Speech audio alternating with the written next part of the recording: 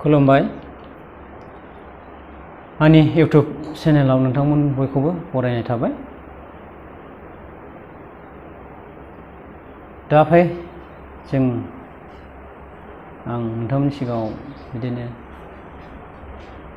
मोनसे टपिक लानानै आं सावरायनो आखायाव लादों। मा टपिक बेखौ नोंथांमोना मिथिखाबाय आरो गोबाङानो नुखाबाय। दा जोंनि बे बिटिआर ओनसोलाव मा थासारि एबा मा दुंहाव थासारि सोलिबाय थादों नोंथांमोना बयबो बुजिबाय, मिथिखाबाय। दा ससियेल मिडियायाव नोंथांमोना बयबो नुखाबाय। दा बेनिखायनो आं गोबां बाथ्रा बुंनानै गोलाव खालामा। दा जास्ट आं बेल' कि जोंनि बे बिटिसि बा बिटिआर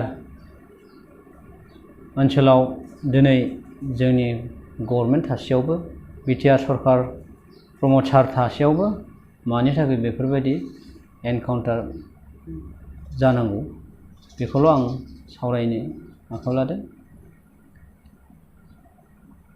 दा जों बिदिनो जोंनि बे बिटिआर पिस एकर्ड जानानै थांबाय। बे बिटिआर पिस एकर्ड जानानै थांनायनि उनावबो दिनै मोनसे नङा मोननै नङा मानि थाखाय बिदि संगठन एबा बिदि हाथियार दैग्रा आफादफोर मानो सोमजिबाय थाखो? बिटिआर सरकारा मा खालामखो? बिटिआर सरकारा बेखौ मानो मावफुंनो हादिया? दिनै जोङो बेखौ सिन्था खालामनांगौ गोनां। मानो बे संगठनफ्रा मानि थाखाय सोमजियो, मानि थाखाय बेफोरो नुजायो एबा मानि थाखाय संगठनखौ दायो, बेखौहाय जों साफ्रोमबो सोरबा रोंनाय एबा सोरबा रोङै नङा, बेफोर गासैखौबो बुजिगौ एबा रायजो राजायाबो बिजिरनो हानाय गियान मेलेमफोर दङ। बेनिखायनो दा जों बेखौल' सिदायै जों बुजिनो हायो। जोंनि बिटिआर सरकारा बेफोर गासैबो खामानिफोरखौ दिनै आवगायाखै एबा मावाखै। बेनिखायनो बेफोर जारिमिना जाबाय थादों। बेफोर गोदान आफाद ओंखारनाया जाबाय थादों।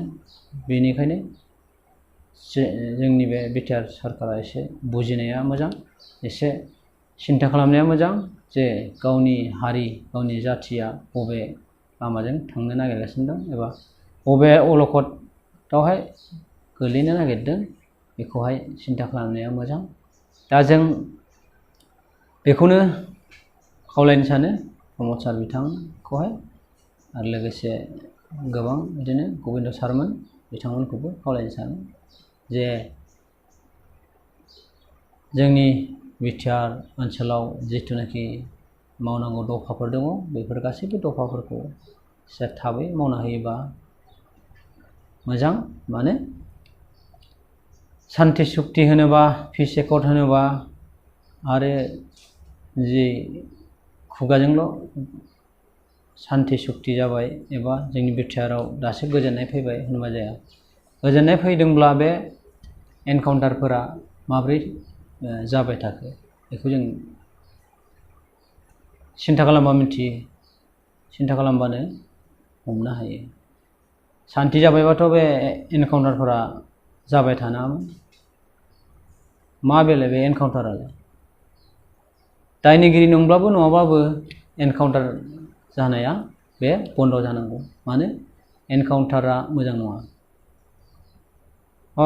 हयथ' नंगौबो एबा हयथ' नङाबो जे गोदान पार्टिनि ULFB होननानै दिनै जों सानैखौ खोनानो मोनदों एनकाउन्टार खालामदों होननानै।